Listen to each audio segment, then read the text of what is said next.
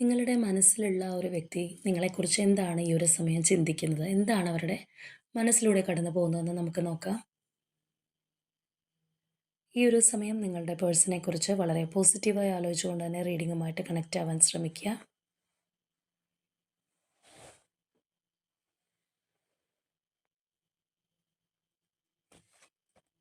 അപ്പോൾ നമുക്ക് നോക്കാം. 10 of wants,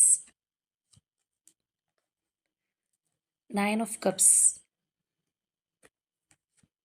and 4 of pentacles. അപ്പോൾ ഈ 3 എനർജീസാണ് നമുക്കിവിടെ കിട്ടിയിട്ടുള്ളത്. ഈ ഒരു സമയം ഒരുപക്ഷേ നിങ്ങൾ നോ കോൺടാക്റ്റിലോ അല്ലാന്നുണ്ടെങ്കിൽ ലെസ് കോൺടാക്റ്റിലോ പോകുന്ന ഒരു സമയമായിരിക്കണം. കാരണം ഇവിടെ ഈ ഒരു വ്യക്തിക്ക് നിങ്ങളോട് ഡീപ്പായിട്ടുള്ള ഒരു ഇമോഷണൽ അറ്റാച്ച്മെൻറ്റ് അല്ലെങ്കിൽ ആ ഒരു ഫുൾഫിൽമെൻറ്റ് ഉള്ള ഒരു വ്യക്തിയാണ്. നിങ്ങളുടെ കണക്ഷൻ അവർക്ക് അത്രത്തോളം പ്രഷ്യസ് ആയിട്ട് തന്നെയാണ് ഈ ഒരു പേഴ്സൺ കാണുന്നത്.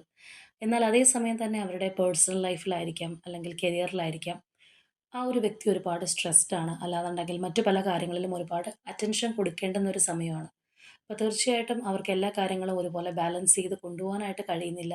അതുകൊണ്ട് തന്നെ നിങ്ങളുടെ ആ ഒരു റിലേഷൻഷിപ്പും അവർക്ക് ഫോക്കസ് ചെയ്യാനായിട്ട് കഴിയാത്തൊരു അവസ്ഥയായിട്ട് നമുക്ക് കാണാം. എന്നാൽ അതേ സമയം തന്നെ ഈ റിലേഷൻഷിപ്പ് നഷ്ടപ്പെട്ടു പോകുമോ എന്നുള്ളൊരു ഇൻസെക്യൂരിറ്റിയും അവരുടെ മനസ്സിനകത്തുണ്ട്.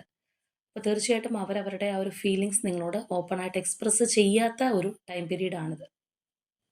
അപ്പോൾ ഒരേ സമയം തന്നെ നിങ്ങളുടെ വ്യക്തിക്ക് ഈ ഒരു റിലേഷൻഷിപ്പ് വളരെ സ്ട്രെസ്ഫുൾ ആയിട്ടും അനുഭവപ്പെടുന്നുണ്ട്. എന്നാൽ അതുപോലെ തന്നെ വളരെ പ്രഷ്യസ് ആയിട്ടുള്ള ഒന്നാണ്. അതുകൊണ്ട് നഷ്ടപ്പെടുത്തിക്കൂടാ എന്നുള്ളൊരു മാനസികാവസ്ഥയും ഉണ്ട്. അപ്പോൾ തീർച്ചയായിട്ടും നിങ്ങളുടെ റിലേഷൻഷിപ്പിൽ ഒരു സ്ട്രോങ് ബോണ്ടിങ് ഉണ്ടാവുന്നതിനായിട്ട് യൂണിവേഴ്സിനോട് ക്ലെയിം ചെയ്യുക.